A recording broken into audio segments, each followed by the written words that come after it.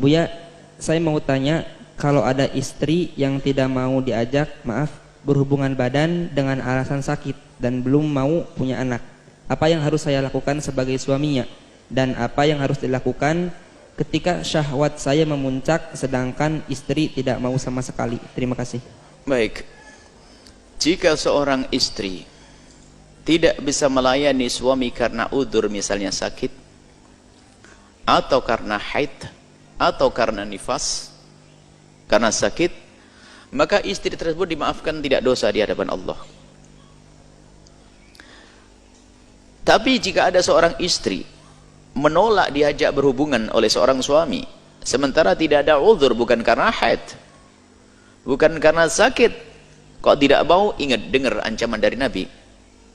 Idza da'a ar-rajul imra'atahu, jika ada seorang laki-laki mengajak istrinya ila firashihi, ke atas ranjang, fa'abat, kok perempuan itu ogah-ogahan, dan model wanita itu banyak ogah-ogahan. Kalau sudah suaminya mengajak, mau macam-macam, ngangkatin nasi lama-lama, menutup pintu lama-lama, ini model perempuan tuh.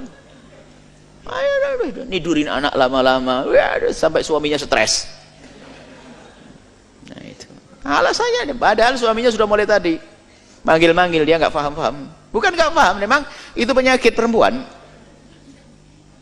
Perempuan yang kurang paham. Kalau mengerti hadis ini, lihat, fa'abat, lalu kok ogah-ogahan sang perempuan tersebut. Fabata ghadbana, kemudian sang suami tadi semalam suntuk kok ngedongkol, la'anat hal malaikatu, maka terkutuk, dikutuk oleh malaikat, didoakan jelek, dikutuk oleh malaikat hatta tusbih, sampai pagi. Hadis ini bagi sebagian orang dianggap hadis merendahkan wanita. Masa gitu aja dikutuk malaikat? Anda memang bukan orang harmonis. Ini ada orang-orang yang Islam ngaco itu menganggap ini hadis merendahkan perempuan. Tapi bagi saya, bagi kami waktu membaca ini adalah hadis yang paling indah untuk perempuan. Coba, seorang perempuan diajak suaminya kemana? Naik gunung?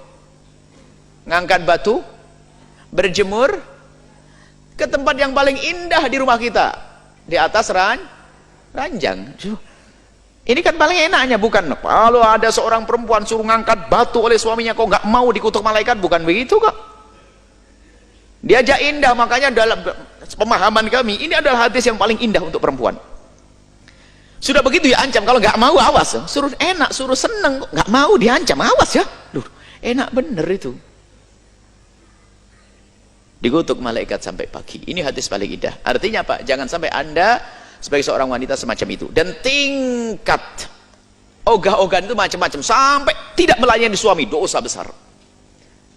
Ada tingkat ogah-ogahan yang tadi itu, yaitu nutup pintu aja lama-lama banget, muter sana ini, ngangetin sayur, ya ada aja. Biasanya nyuci piring besok, gara-gara suaminya pengen, langsung nyuci piring malam itu. Ada enggak begitu, Pak? Ada. Wah, nasib buruk tuh.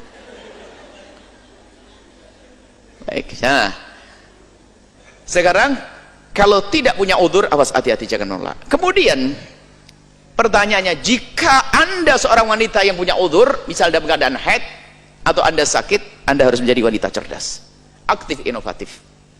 Mohon maaf, ini adalah ilmu. Kadang-kadang seorang wanita kalau sudah haid itu langsung libur, full libur, sholat tahajud, libur, masakin, sarapan, libur. Suaminya orang yang takut kepada Allah, ketemu di jalan, orang buka aurat, tersingkap, dia tidak sengaja, lalu bangkit syahwatnya, pulang ingin melampiaskan dengan istri haid. Sudah itu sama istri dibiarkan begitu saja. Na'udzubillah. Harus Anda tahu, wahai para istri yang solehah, memang di saat Anda dalam keadaan haid, tidak boleh Anda melayani suami dengan mengizinkan memasukkan ke wilayah Anda, tidak boleh. Dosa besar. Tapi Anda bisa menyenangkan dengan bermacam-macam cara. Dengan bermacam-macam cara. Yang penting tidak masuk ke wilayah tersebut sampai suami puas. Apakah dengan, mohon maaf, ini mufakhadah dengan paha atau dengan tangan, asalkan tangan istri, maka suami tidak dosa. Tapi kalau suami mencari kesenangan dengan tangannya sendiri, Anda ikut dosa. Mungkin Anda sekedar demam kan di sini, yang lain kan tidak demam. Anda layani sampai dia selesai. Ini loh cerdas wanita. Jangan sampai seperti yang bertanya tadi, stres dia. Awas, ya selesai ini, kasusnya sudah selesai. Punya ilmu ya. Nggak boleh suami sampai, karena suami Anda mungkin orang yang sangat soleh, tidak mau melakukan keharaman. Sementara godaan di luar biasa besar. Naudzubillah, lalu bangkit syahwat. Atau ya suaminya, istrinya begitu, gara-gara haid sudah libur semuanya. Anda bercumbu dengan suami sampai dia tuntas selesai. Yang penting jangan masuk wilayah itu. Jangan masuk lewat belakang. Dalam keadaan suci pun lewat belakang adalah haram, dosa besar.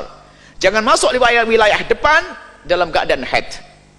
Kalau Anda punya sakit, Anda bisa melakukan. Yang penting selesai. Suami, jangan sampai suami mencari kesenangan dengan dirinya sendiri. Apalagi naudzubillah melakukan zina di luar gara-gara seorang istri, naudzubillah. Baik.